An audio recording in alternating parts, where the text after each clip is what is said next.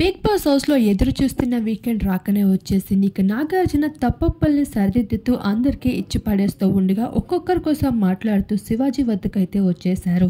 ఏంటయ్యా శివాజీని ఆట ఆడడానికి వచ్చేవా, హౌస్లో పెద్దయ్యగా ఉండడానికే వచ్చావా అంటూ కౌంటర్ విసిరేశారు.